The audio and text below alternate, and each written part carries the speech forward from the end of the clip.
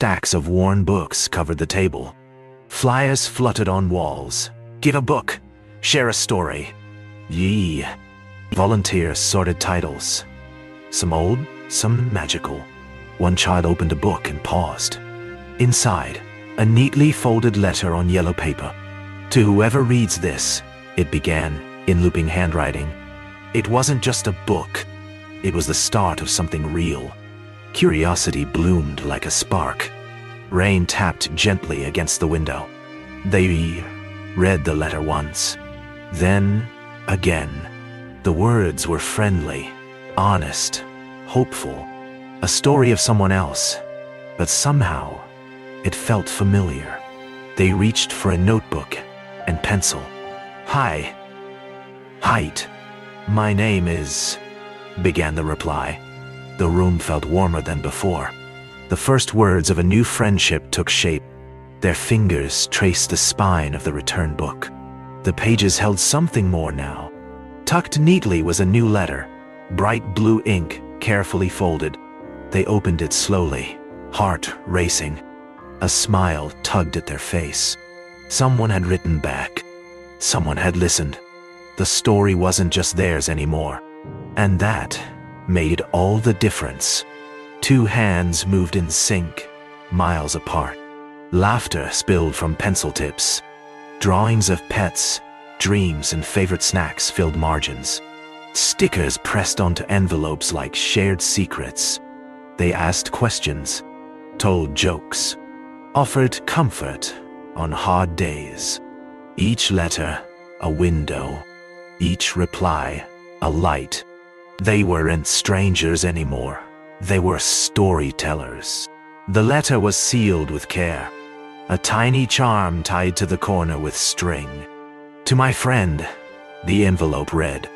The child held it close before slipping it in the mailbox. They looked up, heart full. Would the others smile? Laugh? Write back soon? This wasn't just a message. It was a piece of them, sent with hope. Morning sunlight spilled across desks. Two books opened in two cities, each holding a folded letter. They smiled at the words written just for them. You make me feel less alone, one letter said. The classroom buzzed around them. But in that moment, it was quiet. They shared something no one else could see. A thread stretched between two hearts, pulled tight by trust. Rain streaked windows in two cities. Two children sat miles apart, letters resting in their palms. They thought of each other, faces imagined, voices unknown. Do you like the sound of rain too? One had asked. Outside, the world felt gray. Inside, the letters still glowed. It was a quiet warmth, shared in silence.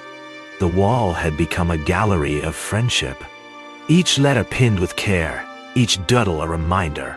Your handwriting makes me smile, one note read. The letters made the room brighter.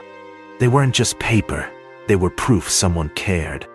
Over time, the wall filled with color, comfort, and connection. The letter passed across the table. A pause. Then a soft smile from a parent. They really get you, one parent said. The child nodded, cheeks worn. For the first time, the letters weren't secret. They were celebrated. 2 homes, 2 dinners, and 1 shared joy. The desk lamp flickered gently. Words spilled from their pens like confessions.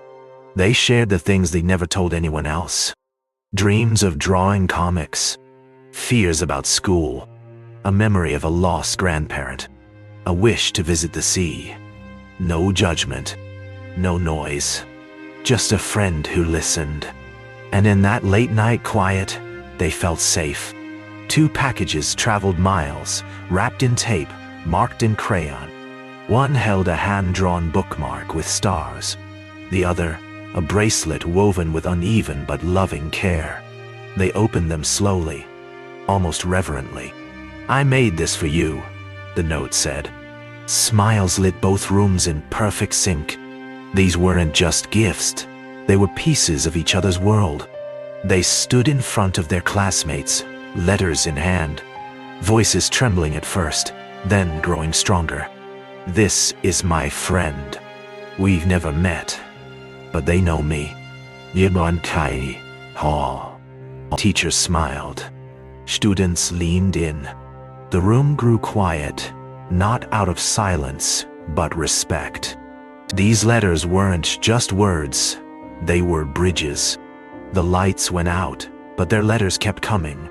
Candle flames danced as pencils moved across paper. It's dark here too, one letter read. But I'm okay.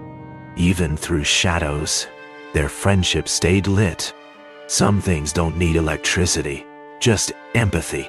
The envelope was thicker than usual. Inside, an invitation, a pass, a miracle. We want to meet you, it read. Their hands trembled. Their hearts soared. A trip, a chance, a dream come true. For the first time, they would become real to each other. The train hissed to a halt. Eyes scanned the crowd, searching, hoping. Then, recognition.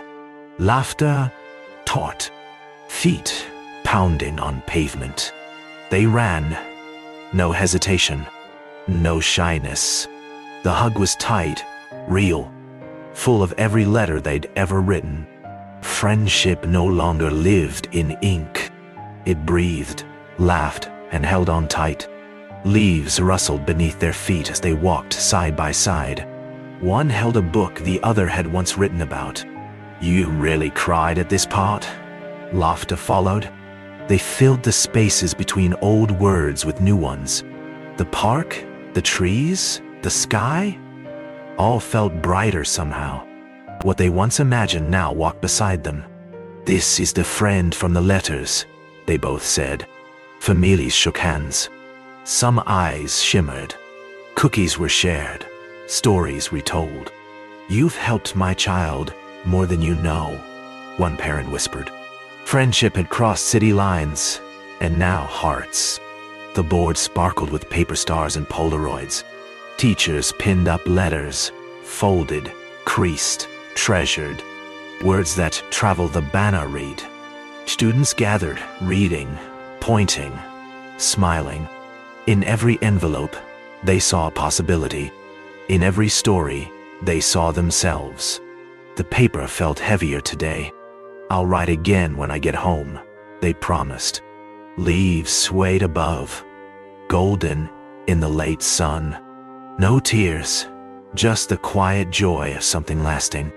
Their hands brushed, not needing words. They had already written all the ones that mattered. Back in their rooms in two cities once far apart. Two pens moved in rhythm again.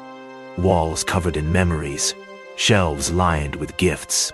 Some friends visit, some write. You do both, one letter read. They signed their names with hearts beside them. Some stories end, but some, like theirs, keep writing themselves.